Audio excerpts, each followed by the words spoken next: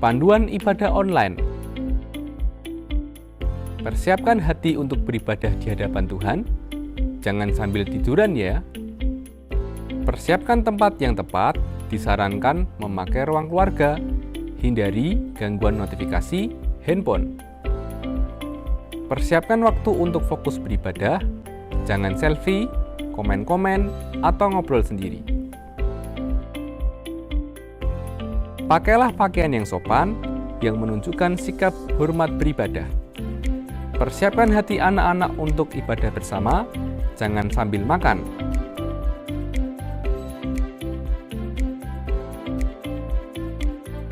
Selamat beribadah.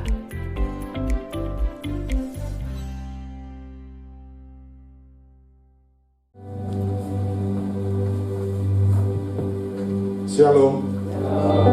Selamat pagi. Boleh tolak kanan, tolak kiri sebentar. Boleh ditanya, apa kabar? Baik, luar biasa.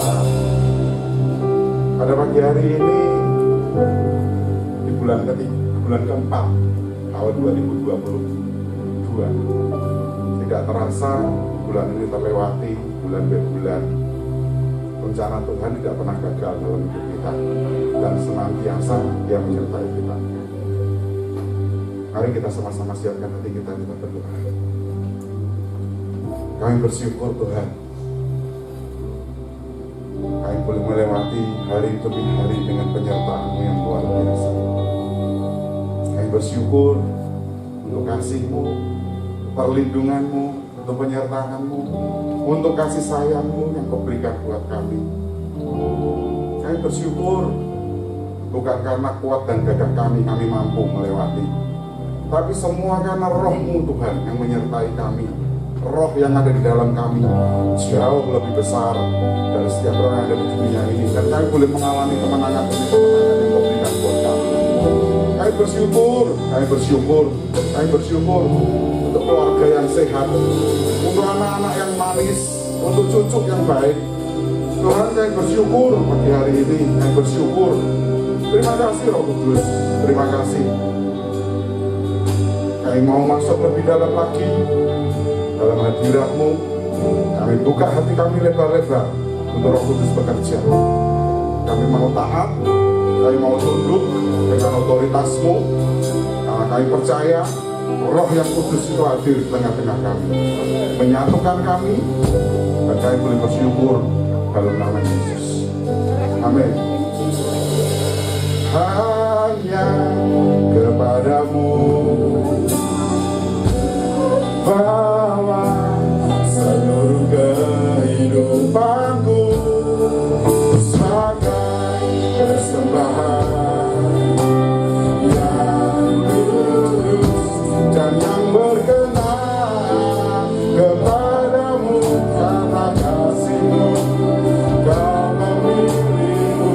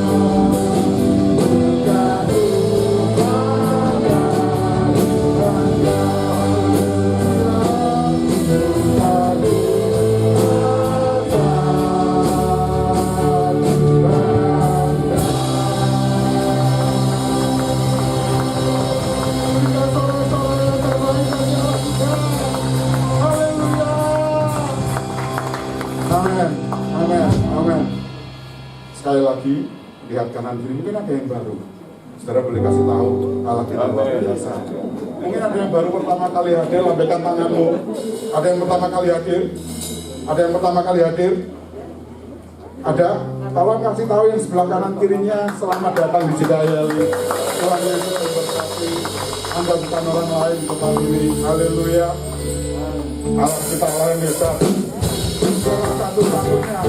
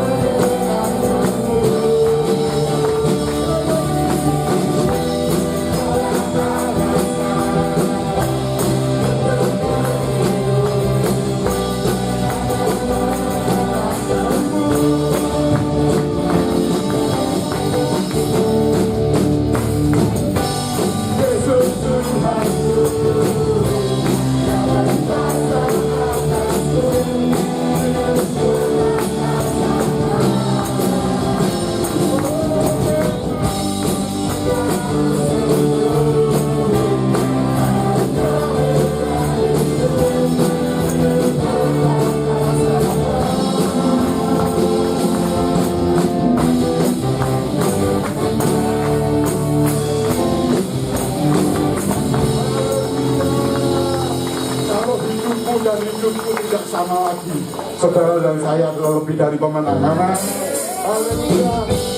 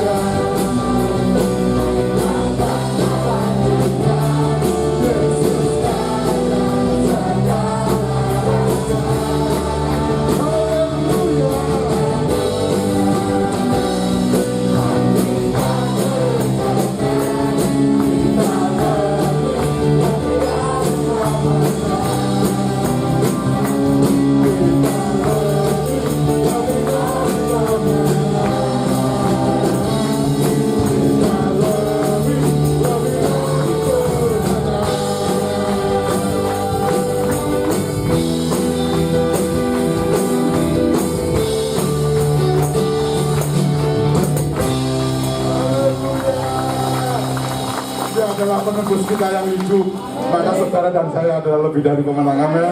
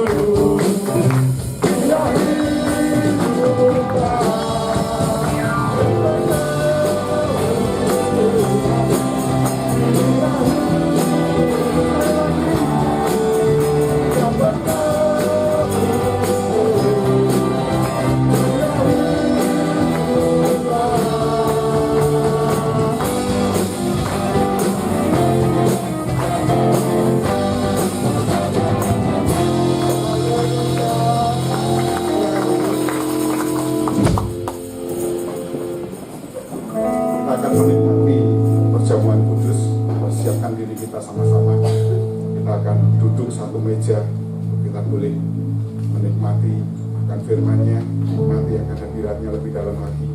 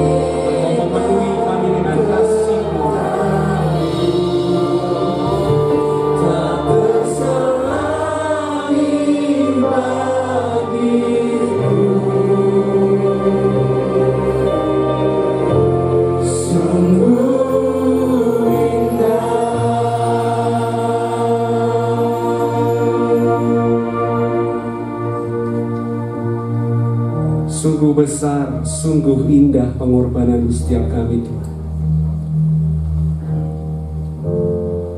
Menjadi anugerah yang luar biasa buat setiap kami,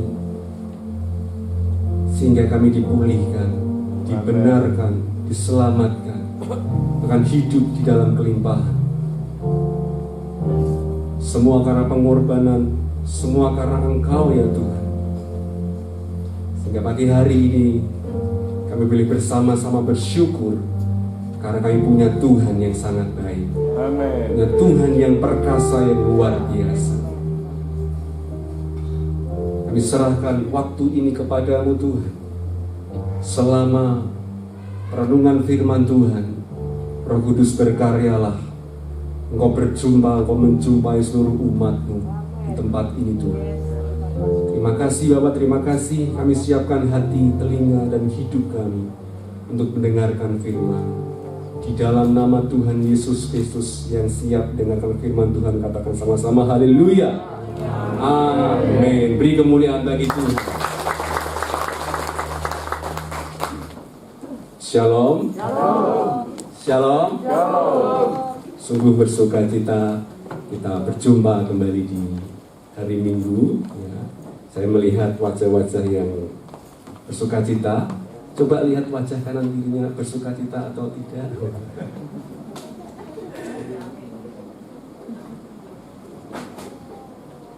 Ya, kiranya kasih karunia dan damai sejahtera dari Allah Bapa kita dan dari Tuhan Yesus menyertai kita semua. Amin.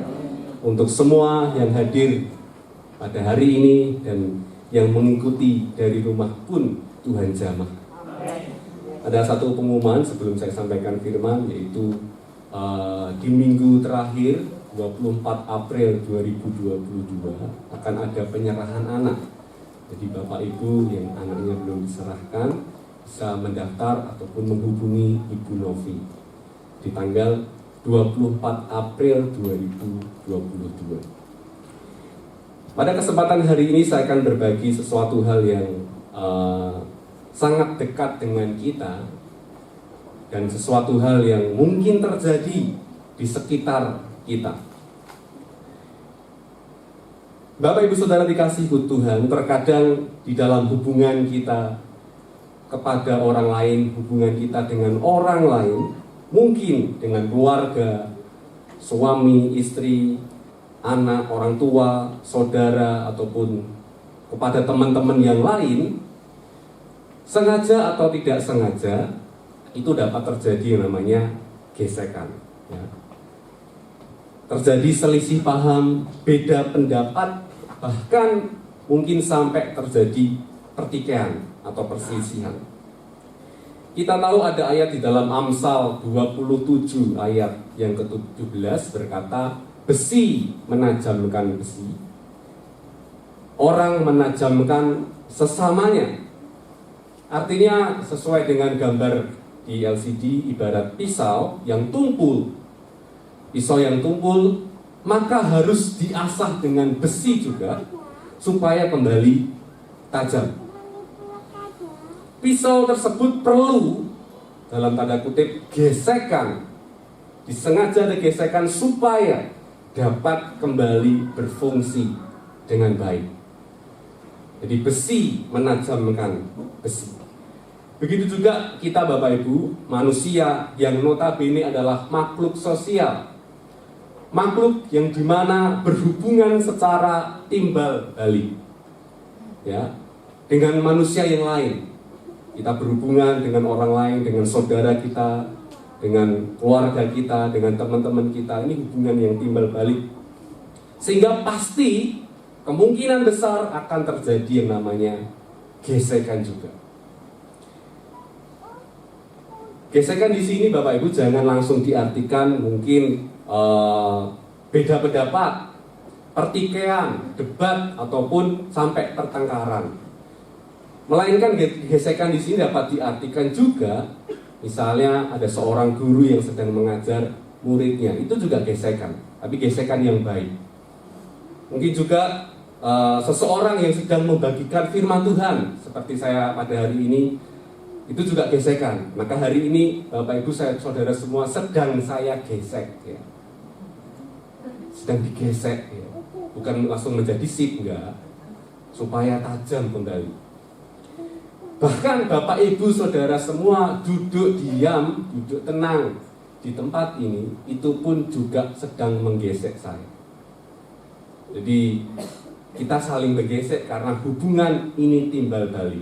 Meskipun Bapak Ibu nggak ngomong, tapi tatapan mata, wah helaian rambut gitu kan. Jadi liko-liko badan itu juga merespon setiap apa yang saya sampaikan. Nah, kita harus tahu juga, ibarat pisau tadi, pisau yang tumpul, yang sedang diasah, yang sedang diproses, maka pasti akan menimbulkan yang namanya rasa sakit. Ketika digesek, ketika diproses akan menimbulkan namanya rasa sakit. Ketika pisau itu digesek, pasti rasanya panas. Bapak Ibu bisa coba, bukan menggesek tangannya kepada pisau, bukan, tapi geseklah tanganmu kepada tangan yang lain, itu pasti panas. Lama-lama menjadi panas. Ketika pisau digesek, pisau itu kan tumpul, itu sedang dikoreksi. Ada yang harus dihilangkan, sehingga yang tumpul menjadi tajam kembali. Jadi pisau itu merasakan yang namanya rasa sakit. Makanya ketika kita sudah tahu, ketika gesekan terjadi menimbulkan rasa sakit, orang menajamkan sesamanya, besi menajamkan besi itu mengakibatkan rasa sakit, maka kita harus memiliki sikap hati yang benar terhadap rasa sakit tersebut. Kita harus memiliki respon hati yang benar terhadap rasa sakit tersebut. Kita tahu ketika gesekan terjadi itu panas, ketika gesekan itu terjadi itu sakit. Tapi yang kita butuhkan adalah sikap hati untuk merespon rasa sakit yang kita alami karena gesekan itu. Jika tidak atau jika kita tidak siap, kita akan seperti Kain. Dalam Kejadian 4 ayat 1 sampai 16 diceritakan bahwa ketika Kain dan Habel mempersembahkan korban, Kain mempersembahkan sebagian dari hasil tanahnya, sedangkan Habel mempersembahkan anak sulung kambing dombanya. Ketika mereka mempersembahkan berdua bersama-sama, Tuhan hanya mengindahkan Habel dan korban persembahannya, sedangkan Kain dan korban persembahannya tidak diindahkan. Kita melihat Kain sedang ditajamkan oleh adiknya sendiri. Kain sedang digesek oleh Habel. Ada rasa sakit, rasa iri, rasa cemburu yang muncul dari kehidupan Kain. Namun hati Kain tidak siap. Respon hati Kain tidak siap. Waktu itu Kain tidak mempunyai hati yang benar. Maka ketika Kain ditajamkan, ketika Kain itu digesek, kalau kita baca di ayat yang kelima, Kejadian 4 ayat yang kelima, berkata, tetapi Kain dan korban persembahannya tidak diindahkannya. Ketika Kain tidak siap, lalu hati Kain menjadi sangat panas, dan mukanya muram. Digesek menjadi panas. Kain sedang digesek, kain sedang ditajamkan, tapi dia tidak siap, sehingga hatinya menjadi panas dan mukanya itu muram. Jadi bersyukur kalau pagi hari ini kita melihat jemaat itu bersuka cita. Berarti hatinya enggak panas. Jadi kalau hatinya mukanya muram, berarti hatinya sedang panas. Kain iri kepada adiknya Bapak Ibu, Kain cemburu kepada Habil karena persembahannya tidak diindahkan oleh Tuhan. Memang biasanya ketika kita lihat orang di sekitar kita lebih hebat daripada kita, mungkin saudara kita lebih sukses daripada kita, teman kita lebih berhasil daripada kita. Kita lihat status mereka, kita lihat story mereka, mereka bisa jalan-jalan kemana saja, mereka bisa beli apa saja. Ketika hati kita tidak siap, kita bisa menjadi iri dan cemburu. Hati kita bisa panas. Ketika hati kita panas, muka kita pun ikut muram. Keluar rasa mengingini, iri, cemburu. Nah, ketika Kain tidak dapat memanage rasa irinya kepada saudaranya, ketika Kain tidak dapat menguasai kecemburuannya kepada Habil, maka muncullah rasa benci. Kebencian itu menguasai hati Kain. Akhirnya kebencian itu menguasai kehidupan Kain. Amsal 10 ayat 12a, saya ambil dari versi mudah dibaca. Kebencian menimbulkan yang namanya perselisihan. Ketika kita sudah benci sama seseorang, apapun yang dilakukan seseorang itu di mata kita pasti salah. Ketika kita sudah benci, dia mau melakukan yang baik, ya salah. Apalagi dia melakukan yang jahat, tambah salah. Wong diem saja, dia juga salah. Misalnya dia jalan, nggak ngomong apa-apa, di hadapan kita dia pun salah. Kita komentar, orang kok jalan kayak gitu. Emang jalannya gimana? Orang kok jalannya nggak lurus gitu. Orang kok jalannya sombong gitu.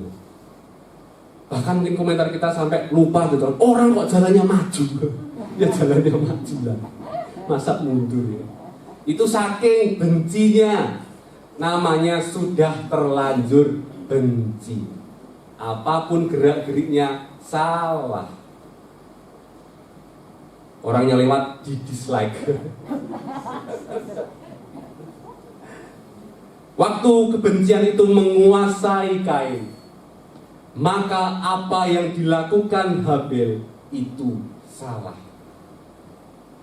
Bahkan parahnya, ketika firman Tuhan datang mengingatkan Kain, Habil pun tetap salah. Kita ingat firman minggu lalu tentang mengabaikan firman Tuhan. Maka akhirnya di dalam Kejadian 4 ayat yang ke-8, kata Kain kepada Habil adiknya, marilah kita pergi ke padang. Ketika mereka ada di padang, tiba-tiba Kain memukul Habil adiknya, lalu membunuh dia. Kain sudah dikuasai oleh kebencian. Kita harus ingat Amsal 10 ayat 12a. Kebencian menimbulkan perselisihan. Begitu sadis dan mengerikannya ketika kebencian itu sudah menguasai kehidupan Kain. Bukan hanya terjadi perselisihan, tapi terjadi pembunuhan. Kebencian menimbulkan perselisihan. Bagi Kain, kebencian menimbulkan pembunuhan. Demikian juga yang dialami oleh Saul pasca Daud mengalahkan Goliat. Coba kita buka bersama-sama, kita akan baca bergantian di dalam 1 Samuel 18 ayat 6 sampai 11. Kita buka bersama-sama 1 Samuel 18 ayat 6 sampai 11. Saya akan baca ayat yang ke-6 atau ayat yang genap, Bapak Ibu semua ayat yang ke-7 atau ayat yang ganjil ya. 1 Samuel 18 ayat yang ke-6 sampai 11. Judulnya saja sudah jelas. Saul benci kepada Daud. Ayat yang ke-6. Tetapi pada waktu mereka pulang, ketika Daud kembali sesudah mengalahkan orang Filistin itu, keluarlah orang-orang perempuan dari segala kota Israel menyongsong Raja Saul sambil menyanyi dan menari-nari dengan memukul rebana, dengan bersukaria dan dengan membunyikan gerincing. Dan perempuan yang menari-nari itu menyanyi berbalas-balasan, katanya, Saul mengalahkan beribu-ribu musuh, tetapi Daud berlaksa-laksa. Ayat 8. Lalu bangkitlah amarah Saul dengan sangat, dan perkataan itu menyebalkan hatinya. Sebab pikirnya, kepada Daud diperhitungkan mereka berlaksa-laksa, tetapi kepadaku diperhitungkannya beribu-ribu. Akhir-akhirnya jabatan raja itu pun jatuh kepadanya. Sejak hari itu maka Saul selalu mendengki Daud. Keesokan harinya roh jahat yang daripada Allah itu berkuasa atas Saul, sehingga ia kerasukan di tengah-tengah rumah. Sedang Daud main kecapi seperti sehari-hari, adapun Saul ada tombak di tangannya. Saul melemparkan tombak itu karena pikirnya, baiklah aku menancapkan Daud ke dinding. Tetapi Daud mengalahkan sampai 2 kali. Dari firman ini, dari kisah ini begitu jelas, begitu kelihatan bagaimana kebencian itu sudah menguasai Saul. Dimulai dari iri hati, dimulai dari kecemburuan, sampai Saul tidak siap, Saul tidak mempunyai sikap hati yang benar, sehingga kebencian itu menguasai Saul. Keirian, kecemburuan tersebut menimbulkan kebencian. Saat kebencian itu menguasai Saul, akibatnya perselisihan. Seperti Amsal tadi, kebencian menimbulkan perselisihan. Saul mulai berselisih dengan Daud, dan itulah menjadi awal mula Saul mengejar-ngejar Daud untuk dibunuh. Sudah dikuasai kebencian. Kebencian menimbulkan perselisihan. Sudah hampir mirip dengan Kain. Ketika Saul itu dikuasai kebencian, sehingga apapun yang dilakukan Daud di mata Saul tetaplah salah. Namanya orang benci. Meskipun Daud adalah pahlawan negara, telah membantu mengalahkan Goliat, di mata Saul tetaplah dia salah. Meskipun Daud adalah sahabat anaknya sendiri, yaitu Yonatan, di mata Saul tetaplah dia salah. Bahkan meskipun Daud itu punya kesempatan membunuh Saul, tapi kesempatan itu tidak digunakan, dibiarkan Saul hidup, tetap saja di mata Saul Daud itu salah. Namanya sudah terlanjur benci, geting. Kain benci sama adiknya, Saul benci kepada Daud. Coba katakan pada kanan kirimu, ojo geting.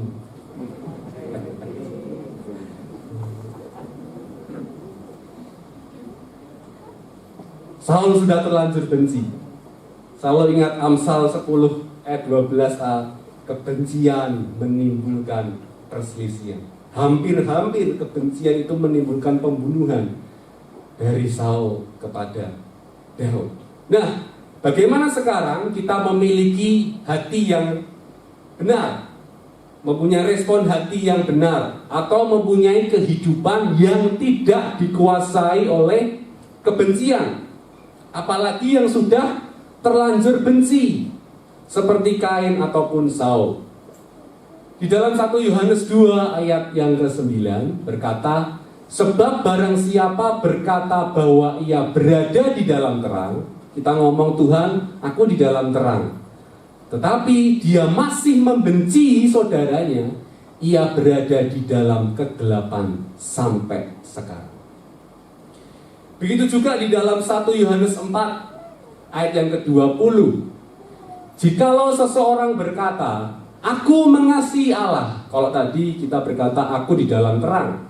Sekarang kita berkata, aku mengasihi Allah. Kita memuji Tuhan, I love you Jesus, I love you Jesus. Tapi dalam kehidupan kenyataan, ia membenci saudaranya, maka ia adalah pendusta.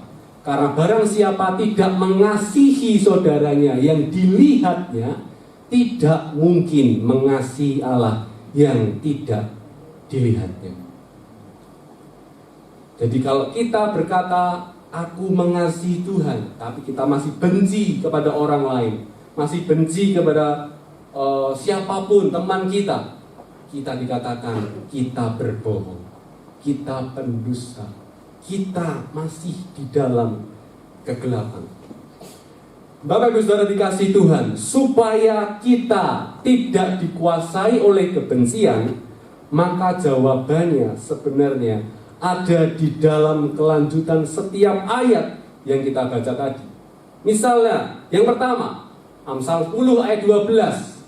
Kebencian menimbulkan perselisihan, tetapi kasih mengampuni semua kesalahan. Yang kedua, di dalam 1 Yohanes 2 ayat 9 sampai yang ke-10. Ayat 9 kita ada dibaca, barang siapa berkata bahwa ia berada di dalam terang, tetapi ia membenci saudaranya, ia berada di dalam kegelapan sampai sekarang. Ayat 10, barang siapa mengasihi saudaranya, ia tetap berada di dalam terang, dan di dalam dia tidak ada penyesatan. Begitu juga yang ketiga, di dalam 1 Yohanes 4 ayat 20 sampai 21. Jikalau seorang berkata, aku mengasihi Allah, dan ia membenci saudaranya, maka ia adalah pendusta. Karena barang siapa tidak mengasihi saudaranya yang dilihatnya, tidak mungkin mengasihi Allah yang tidak dilihatnya. Ayat 21. Dan perintah ini kita terima dari Dia. Barang siapa mengasihi Allah, ia harus juga mengasihi saudaranya. Jadi jawabannya, supaya kita tidak dikuasai oleh kebencian adalah kita harus dipenuhi oleh yang namanya kasih. Digambarkan dalam 1 Yohanes tadi bahwa ketika kita membenci orang lain, maka kita berada di dalam kegelapan. Namun ketika kita mengasihi, ketika kita dipenuhi oleh kasih, kita ada di dalam terang. Maka kita akan ingat Yesus pernah berkata dalam Yohanes 8 ayat 12, maka Yesus berkata pula kepada orang banyak katanya, akulah terang dunia. Barang siapa mengikut aku, ia tidak akan berjalan dalam kegelapan. Ketika kita mengikut Tuhan, Dia tidak akan berjalan dalam kebencian, melainkan Ia akan mempunyai terang hidup. Kita akan dipenuhi oleh kasih ketika kita berjalan mengikut Yesus, Sang terang dunia. Lebih jelas lagi dikatakan di dalam 1 Yohanes 4 ayat yang ke-8. Saya minta seluruh pelayan Tuhan bisa mempersiapkan diri. 1 Yohanes 4 ayat yang ke-8. Allah adalah kasih. Barang siapa tidak mengasihi, ia tidak mengenal Allah. Dengan jelas katakan Allah adalah kasih. Kalau benci itu lawan kata dari kasih, maka benci adalah lawannya Allah, bukan dari Allah. Jika Allah adalah kasih, berarti benci itu musuhnya Allah. Ketika kita masih membenci orang lain, kita di pihaknya siapa? Tapi ketika kita mengasihi, kita ada di dalam Tuhan. Kita ada di dalam terang dunia. Kalau terang adalah kasih, maka benci itu adalah kegelapan. Terang dan gelap tidak bisa bersatu. Makanya dikatakan tadi, kalau kita berkata aku mengasihi Tuhan, tapi kita masih membenci saudara kita, kita tetap di dalam kegelapan. Ketika kita dipenuhi oleh kasih, maka kita mengenal Allah. Ketika kita dipenuhi oleh kasih, maka kita ada di dalam Allah, dan Allah ada di dalam kita. Ketika kita dipenuhi oleh kasih, maka kita berada di dalam terang. Dan ketika kita dipenuhi oleh kasih, kita dimampukan untuk mengampuni semua kesalahan. Kebencian menimbulkan perselisihan, tapi kasih itu mengampuni segala kesalahan. Belajarlah dari Yusuf dan Tuhan Yesus, Bapak Ibu dari kasih Tuhan. Yusuf sepanjang hidupnya mengalami hal-hal yang buruk. Meskipun Yusuf dapat perlakuan yang buruk dari saudaranya, meskipun Yusuf harus dibuang oleh saudaranya sendiri, sampai dia dijual sehingga Yusuf menjadi budak, dan meskipun Yusuf harus difitnah sehingga Yusuf itu masuk penjara, tapi kita melihat Yusuf tidak sedikit pun membenci saudaranya. Saya pun kagum sama Yusuf. Yusuf mengasihi mereka. Yusuf tidak pernah sakit hati sama saudaranya. Malahan Yusuf mengampuni mereka. Yusuf mengasihi mereka. Bahkan Yusuf menanggung makan dan minum mereka. Begitu juga Tuhan Yesus. Ketika Yesus diutus ke dunia, bukan untuk foya-foya, bukan untuk senang-senang, tapi untuk menebus umatnya. Meskipun Yesus harus dihina, meskipun Yesus harus dianiaya, disakiti, meskipun Yesus harus disalibkan dan dibunuh, kita melihat bahwa Yesus melakukan semuanya itu tidak pernah mengeluh, tidak pernah marah. Sedetik pun Tuhan Yesus tidak pernah menyalahkan Bapak Ibu semua. Gara-gara kamu tuh loh, Tuhan Yesus gak pernah. Malahan Yesus melakukan semuanya itu semata-mata Yesus mengasihi engkau. Yesus mengampuni dosa kita. Bahkan Yesus datang memberikan hidup di dalam kelimpahan. Jika hari ini kita punya kesempatan melakukan sakramen perjamuan kudus, itu artinya kasih Tuhan sedang mengalir memenuhi hati kita semua. Mari tutup Alkitab kita. Kami mau Tuhan dipenuhi oleh kasih. Kasih dari surga itu memenuhi tempat ini dan hati kami.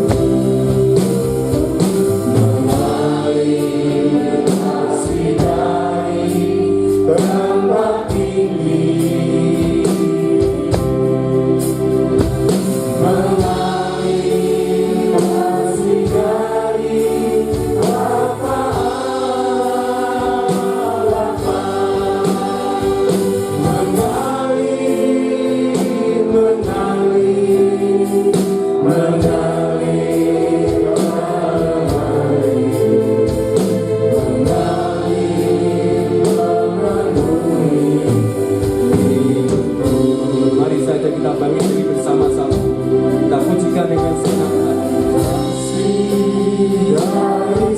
Memenuhi hati kami.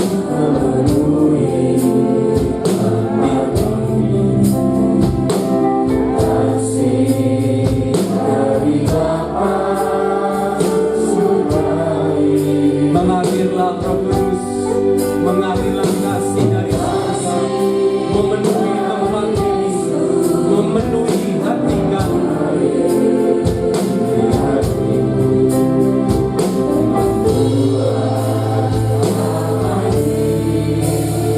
Mari dengan segenap hatimu katakan, mengalir.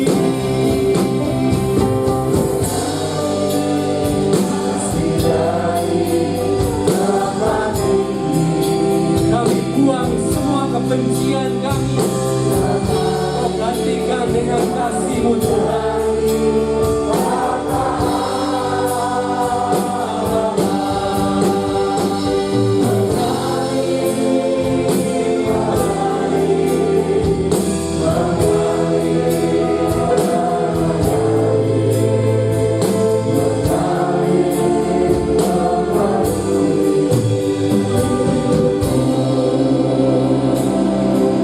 Saya beri waktu untuk Bapak Ibu meresponi firman Tuhan dengan engkau berdoa secara pribadi kepada Tuhan. Mungkin ada keirian, kecemburuan, kebencian. Buka hatimu, ialah kasih itu memenuhi kehidupan kita. Kau bisa bersyukur kita dikasihi oleh Yesus. Tidak pernah sedetik pun Tuhan menyalahkan kita. Sungguh Tuhan mengasihi engkau. Sungguh Tuhan mengasihi engkau. Dan biarlah kasih itu mengalir di hati kita. Dan kita bisa alirkan kasih itu kepada orang lain, kepada sesama kita. Terima kasih Tuhan.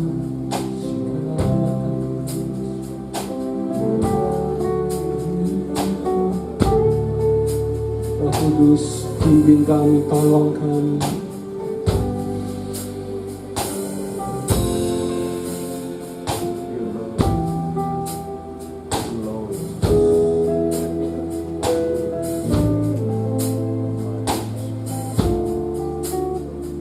Mari mengalir di tempat ini.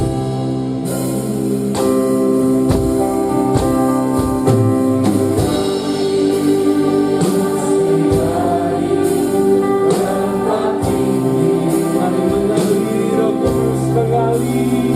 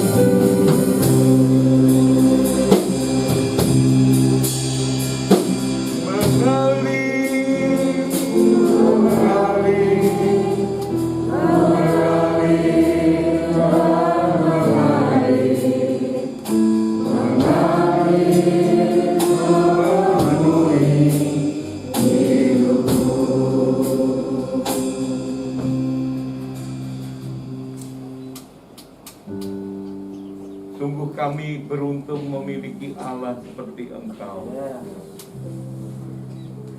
Engkau adalah kasih yang memenuhi setiap hati kehendak pikiran kami, agar kami lebih lagi Tuhan, sehingga kami boleh berjalan di dalam setiap kehidupan mengalirkan kasih-Mu. Dengan demikian kami juga boleh menjadi terang di tengah kegelapan. Terima kasih untuk kebenaran firman-Mu. Terima kasih untuk lawatan-Mu. Engkau mengingatkan setiap kami pribadi lepas pribadi pada pagi hari ini. Dalam berkat kebenaran firman itu menjadi suluh di setiap langkah kehidupan kami. Kami tidak dikuasai oleh kebencian, tidak dikuasai oleh kepahitan, melainkan kami beroleh terang, sehingga kami mengasihi Allah dan kami mengasihi sesama. Di dalam nama Tuhan Yesus Kristus kami mengucap syukur dan kami berdoa. Haleluya. Amin. Silakan duduk. Shalom.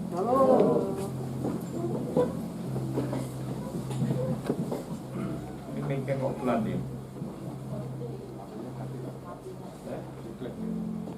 Oh.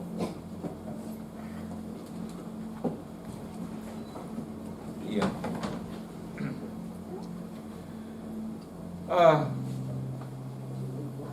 Firman-Nya berkata, segala sesuatu ada waktunya.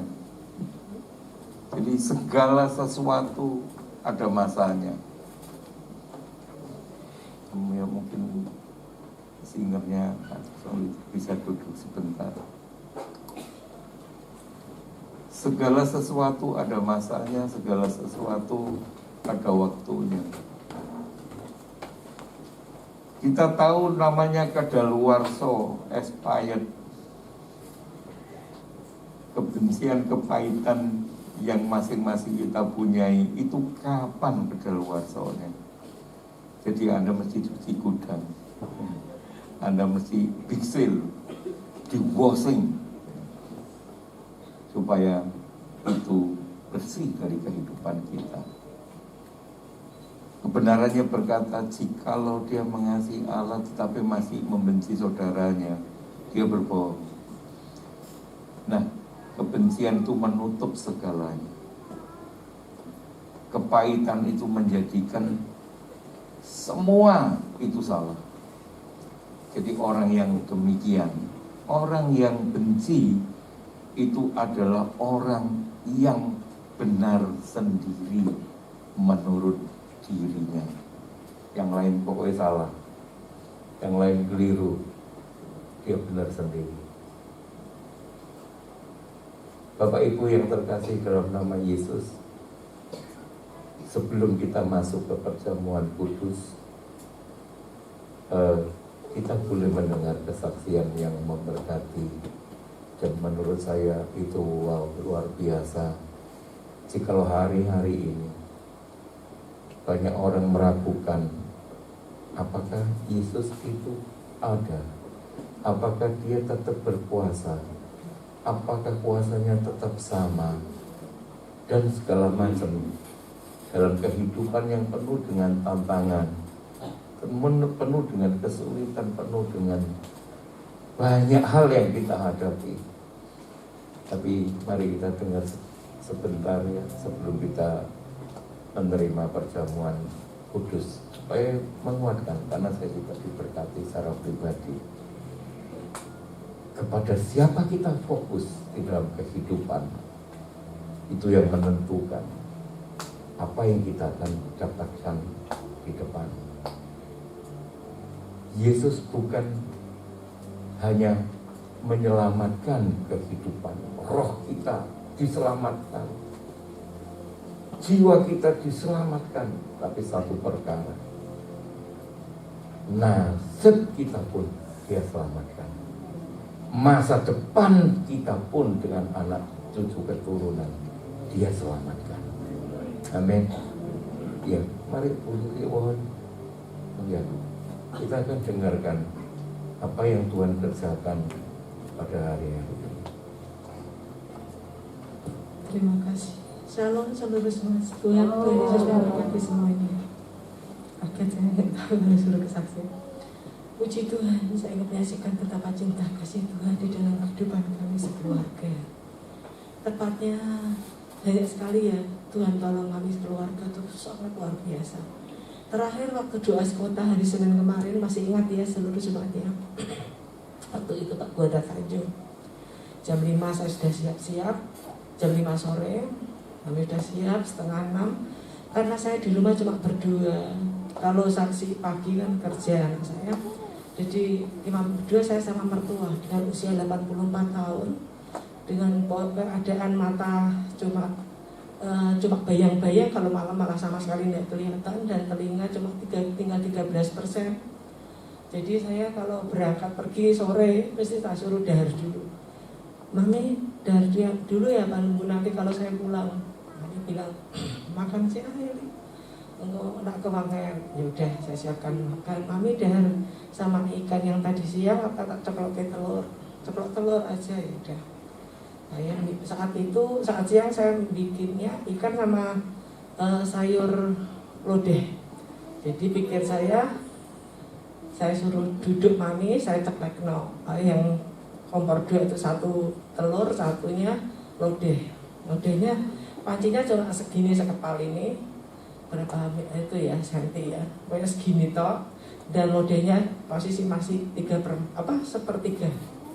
Pikirku kalau makan kan enak, tangkep-tangkep. 1 ceplek telur, 1 itu. Terus saya kasih lodeh, nasi, lodeh, terus kasih ceplok telur. Tak kasihkan Mami, yang telurnya terus tak matikan. Lodehnya kan masih belum umum, pikirku habis Mami dahar terus tak tinggal. Kemudian saya habis Mami dahar, duduk, terus saya, Mami saya ke gereja dulu ya, ayo, tak tinggal. Tepat lihat jam itu 5:40, saya pergi sampai di gereja, saya beribadah, benar-benar berdoa untuk Tuhan, dan sama sekali tidak terpikirkan yang negatif. Waktu pulang pun saya langsung pulang, sambil nyetir sampai di Matahari belokan itu sendirian. Mak kok mambu sangit, kok aku bau sangit ya Tuhan, apa ya, saya baru mak aku mau kayak ngerti sayur, kaget. Jam 5:40 saya keluar rumah. Saat itu saya lihat jam 7:35. Cepat-cepatan saya nyetir, saya harga 3 jam Tuhan. 3 jam posisi segini, panci kecil, kompor nyalanya besar, dan cuma airnya itu lodehnya cuma sedikit, 1/3. Tuhan tolong, Tuhan saya cuma gitu dong. Sampai di pengkol Matahari Notok itu, kalau sudah kebakaran mesti lampu sudah mati. Saya bilang, kok lampu hidup? Waduh, puji Tuhan, kalau ada yang mereka-rekakan yang jahat, Tuhan kau kembalikan dengan kau balik dengan yang baik. Sambil nyetir sampai di gang rumah mau masuk itu, sampai saya sudah berembak. Posisinya mendengar saya, pikirannya cuma Mami. Posisi Mami nggak nyalihin cuma kalau 3 jam kebakaran pasti panik kan begitu. Pikir saya gak masuk rumah itu kan sudah mobil belok itu kan, saya mikirnya tetangga mesti penuh, tetangga mesti banyak orang. Kalau kebakaran pasti tetangga, karena belakang itu karena saya ada gas ya, teman-teman tetangga dekat-dekat kalau kehabisan gas malam itu mesti Bu Inti minta ada gas. Berarti saya siap gas isi. Saya pikirku belakang kompor itu gas. Jadi sambil nyetir sambil berhenti mobil itu tepat, saya buka gerbang, saya lari masuk. Saya lihat Mami itu duduk di sofa itu tidur dia. Puji Tuhan, saya gitu lari ke belakang ke dapurnya. Karena sini ruang tamu, ruang tengah langsung dapur. Jadi nggak ada sekat. Lihat di dapur, api masih nyala Bu. Api masih nyala besar. Nyala, terus saya lihat itu ke dalamnya itu arang. Jadi yang tadi kacang panjang, isi-isi sayur lodeh itu tadi sudah arang, jadi arang hitam semua. Apinya masih nyala. Saya taruh, ambil kelap, saya tak pegang panci, saya ambil air tak itu kan, sambil keluar saya sambil nangis, puji Tuhan, terima kasih Tuhan. Asap itu sama sekali tidak ada. Padahal 3 jam, saya lihat jam itu jam 8.40 pas, jadi saya berangkat jam 5.40, saya sampai rumah 8.40.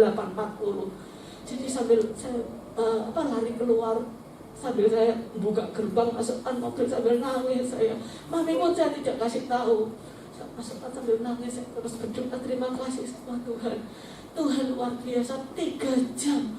Segini panci kecil 3 jam air masih nyala. Setelah kami terus saya berdoa itu, saya ngerasa lapar, saya makan, habis makan tak buang ini tadi air panci tadi, tak buang, bersih. Panci itu tidak ada sama sekali itu, jadi masih seperti panci baru.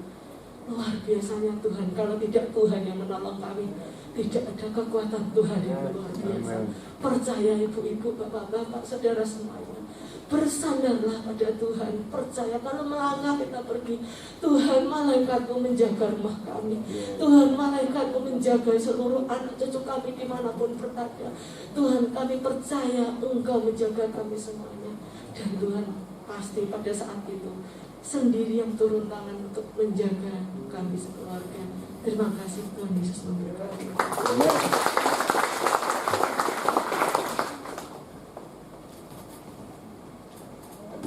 Panci kecil dengan sayur dipanasi 3 jam. Yang di dalam jadi arang, pancinya nggak kosong, nggak ada asap, nggak bau, sangit. Tapi Ibu Wempi pada waktu di perjalanan masih kira-kira masih 1 kilo mungkin ya, itu sudah bau sangit. Itu bagaimana Roh Kudus mengingatkan, luar biasa.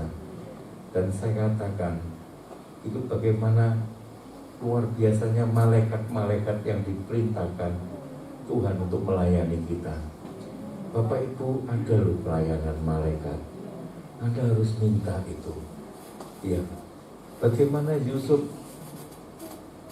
ditemui malaikat dan dikatakan jangan takut, Maria ambil sebagai istri. Bahkan Tuhan Yesus ketika dicobai ya oleh iblis, dan setelah iblis itu hanya malaikat-malaikat datang melayani. Bagaimana Zakaria pada waktu itu dia mempersembahkan ukupan, malaikat datang begitu melayani, jangan takut, ya nanti akan terlahir bagimu. Ya akhirnya Yohanes. Jadi pelayanan malaikat itu ada. Anda perlu percaya, tetapi tidak cukup Anda percaya, Anda perlu mengalaminya. Ya. Ada beda-beda tipis. Kita mesti ngerti. Ketika kondisi saat sekarang pandemi dan segala macam, tadi dikatakan gesekan, bisa keluarga, suami istri, orang tua anak, terkait dengan ekonomi akan terjadi gesekan. Dan banyak orang bagaimana mensolusikannya? Mencari berkat.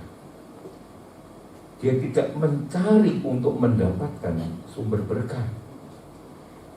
Banyak yang karena sakit juga terjadi perselisihan antar keluarga, antar saudara. Sakit juga bisa menimbulkan gesekan.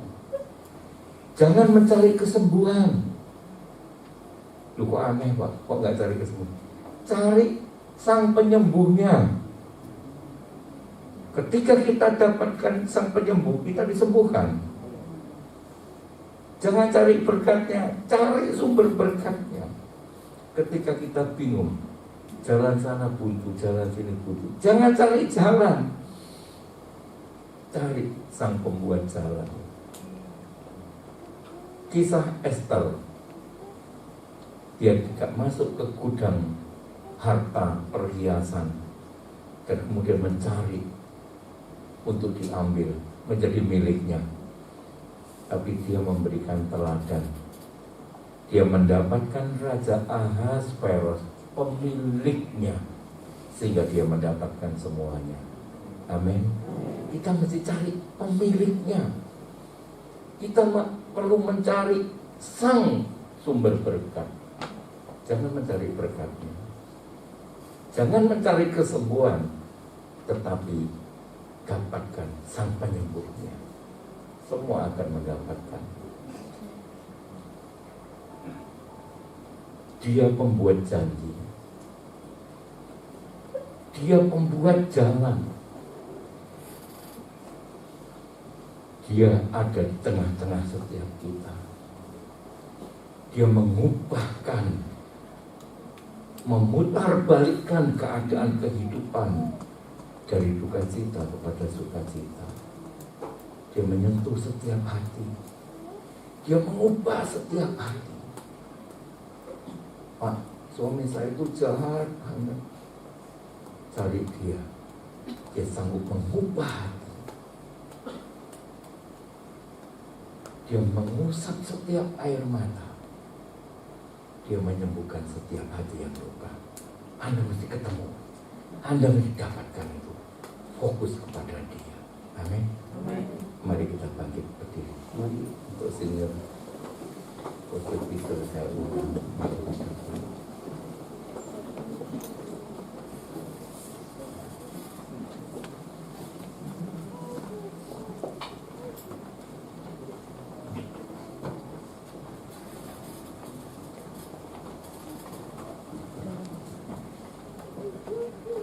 Kita siapkan hati kita untuk menerima perjamuan kudus Tuhan.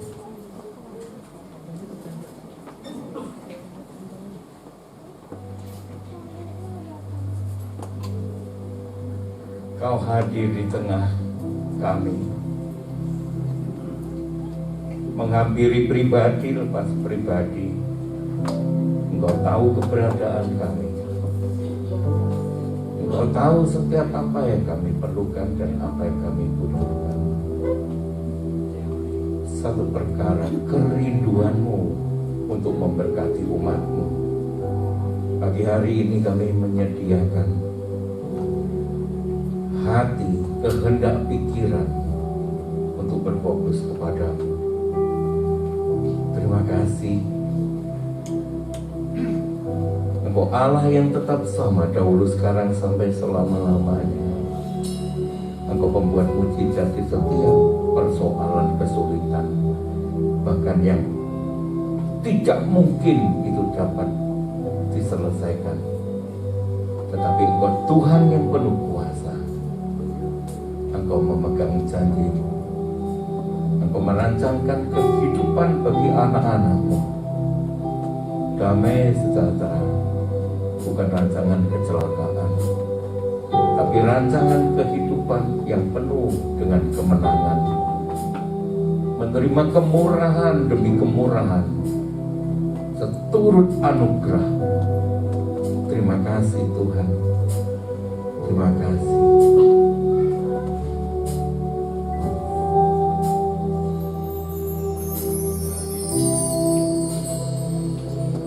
Mari kita bawa hati kita. Jesus,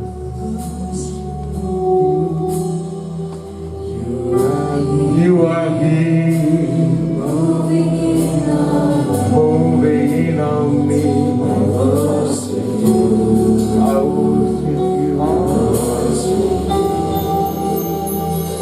You are here, working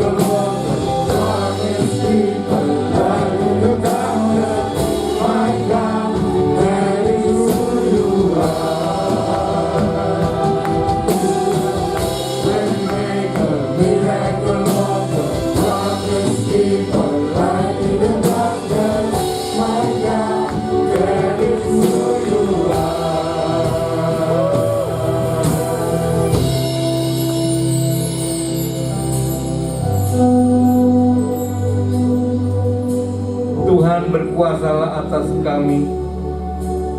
Roh Kudus, kami membutuhkan Engkau. Kami hanya bergantung harap bersandar kepadamu.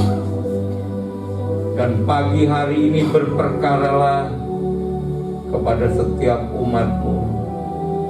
Yang sakit Engkau sembuhkan, yang sedang bersusah Engkau beri sukacita penuh,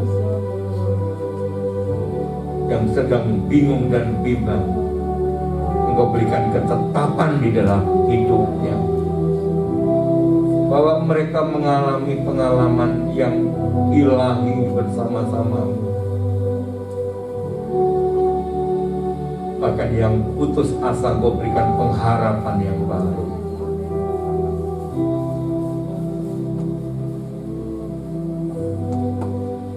Oh ya, Yesus, Engkau hadir di tengah-tengah kami pagi hari ini, dan kami menyambut-Mu.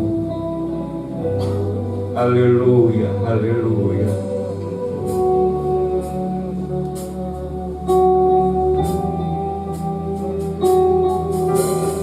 Kau hadir di tengah kami. Ku sembah Kau, ku sembah Kau. Mari kita sembah Dia. Kau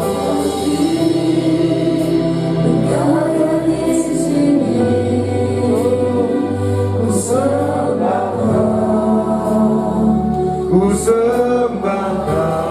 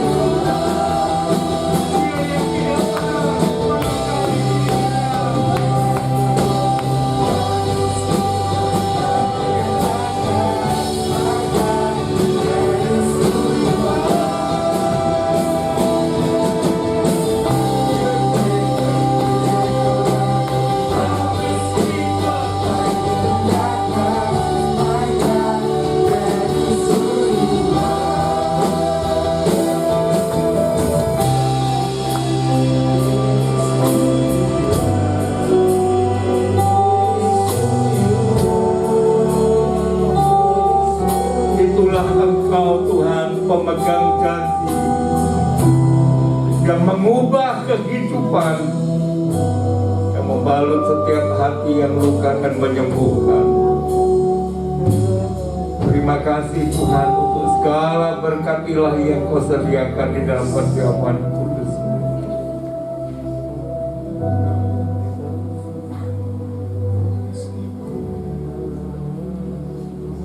Terus sembah Dia dengan perlahan. Saya undang para hamba Tuhan untuk melayani.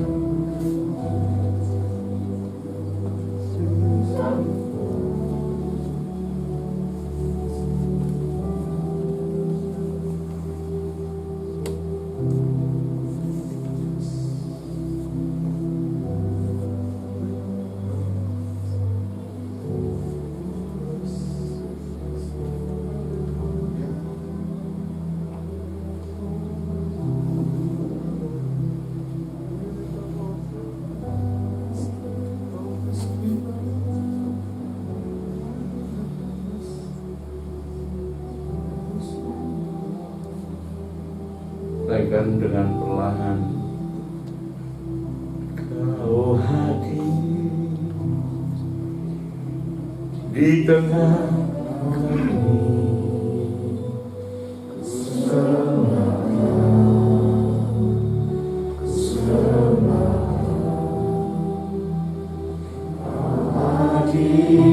Bapa Surgawi, Tuhan Yesus Kristus, Roh Kudus, di dalam kesatuan kami boleh bersatu dengan tubuh dan darah-Mu, karena Engkau telah melayakkan kami, mengampuni kami, dan oleh karena kebenaran-Mu Tuhan, Engkau membenarkan setiap kami umat untuk boleh mengalami, untuk boleh menerima perjamuan kudus ilahi. Dan kami percaya tubuh yang terpecah bagi setiap kami menyembuhkan setiap luka, menyembuhkan setiap area aspek kehidupan kami yang sakit, karena Kau sudah menanggungnya semua itu. Dan kuasa darah yang tercurah menyucikan, mentahirkan. Tidak ada kutuk nenek moyang, orang tua, kesalahan pelanggaran kami. Semua sudah Engkau tanggung, semua sudah Engkau pikul di kayu salib, sehingga kami beroleh kemerdekaan di dalam Engkau. Dalam perjamuan kudus Tuhan, berkat-berkat ilahi, kuasa yang tetap sama dahulu, sekarang, sampai selama-lamanya. Untuk pagi hari ini Kau mengingatkan kami kembali melakukan perjamuan kudus Tuhan. Terima kasih Kau telah memberkati. Kami percaya untuk kami berkata-kata dan berdoa di dalam nama Tuhan Yesus Kristus. Kami mengucap syukur. Haleluya. Amin.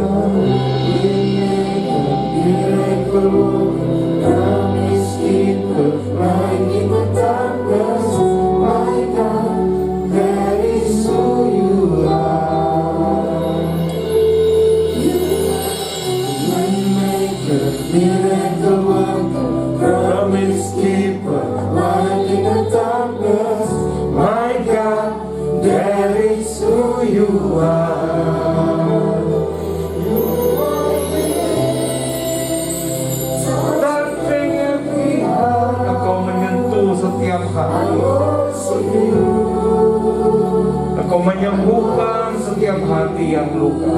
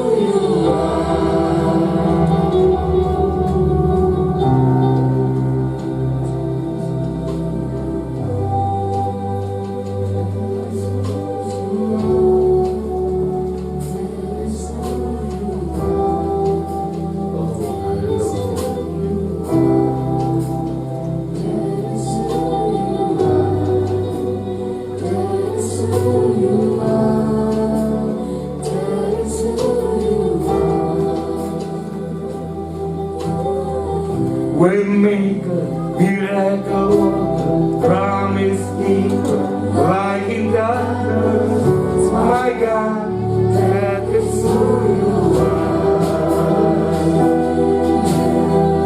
When make a miracle walk,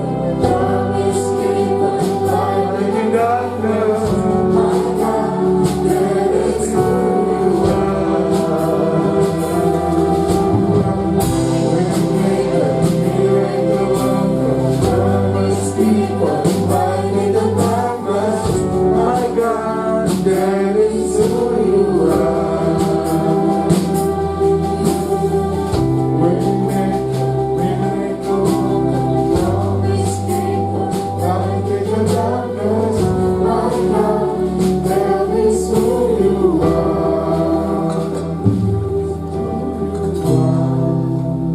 That is who you are.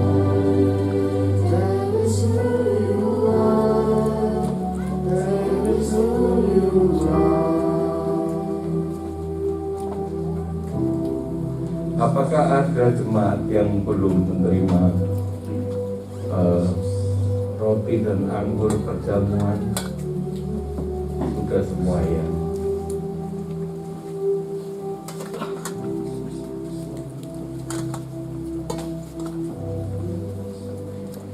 Mari kita angkat tinggi-tinggi roti atau tubuh dan anggur adalah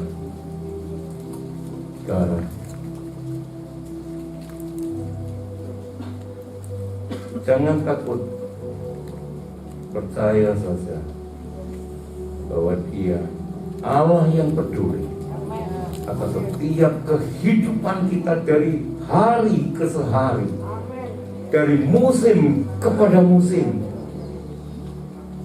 Terima kasih Tuhan. Kami sudah memohon pengampunan. Kami sudah mengakui salah dosa di hadapan-Mu. Engkau yang telah menyucikan, Engkau yang telah mengkuduskan, sehingga kami boleh terima perjamuan Tuhan pada pagi hari ini. Maka kata Yesus kepada mereka, Aku berkata kepadamu, sesungguhnya jikalau kamu tidak makan daging anak manusia dan minum darahnya, kamu tidak mempunyai hidup di dalam dirimu. Barang siapa makan dagingku dan minum darahku, ia mempunyai hidup yang kekal, dan aku akan membangkitkan dia pada akhir zaman.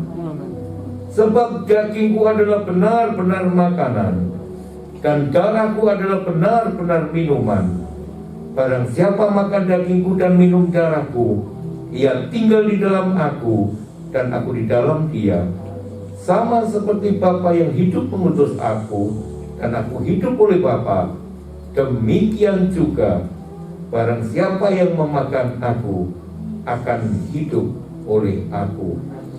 Dan ketika mereka sedang makan, Yesus mengambil roti, mengucap berkat, memecah-mecahkannya, lalu memberikannya kepada murid-muridnya dan berkata, Ambillah, makanlah, inilah tubuhku.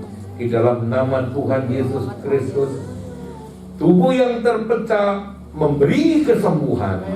Tubuh yang terpecah bagi setiap kita mendatangkan kemenangan di dalam setiap kehidupan. Dengan iman mari kita makan bersama-sama. Terima kasih Tuhan.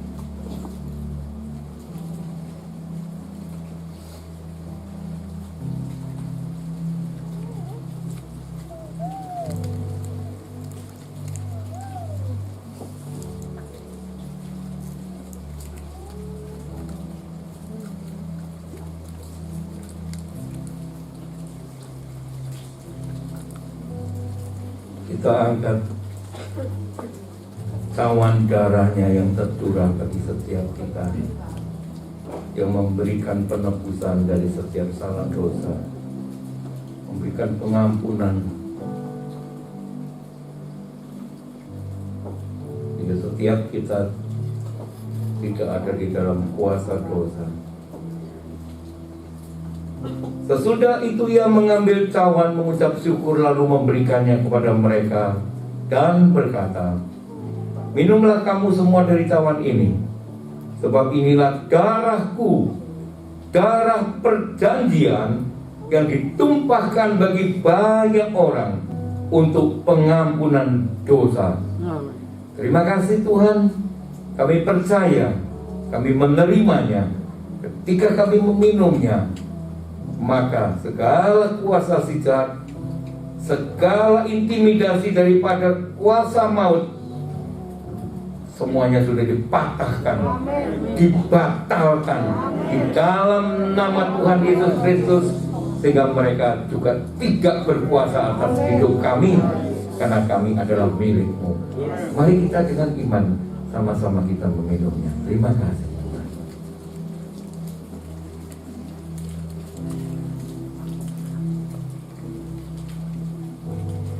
Kami telah makan tubuh dan minum darah-Mu, dan kami percaya Tuhan,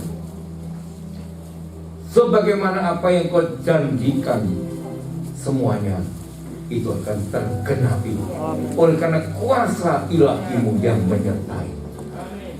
Di dalam nama Tuhan Yesus Kristus, yang sakit Engkau sembuhkan, yang berkekurangan Engkau beri kelimpahan, yang putus asa Kau berikan pengharapan, yang sedang bergumul dalam setiap persoalan pencobaan, Tuhan tolong, Tuhan pegang mereka dengan tangan kanan-Mu, dan Kau bawa dalam kemenangan-Mu yang ajaib. Dan kami percaya kehidupan kami melewati masa-masa yang sulit, melewati musim kehidupan yang silih berganti, kami tetap dalam keadaan baik, diberkati untuk menjadi berkat. Demi nama Tuhan Yesus Kristus, kami percaya untuk kami berkata-kata dan berdoa. Haleluya. Amin.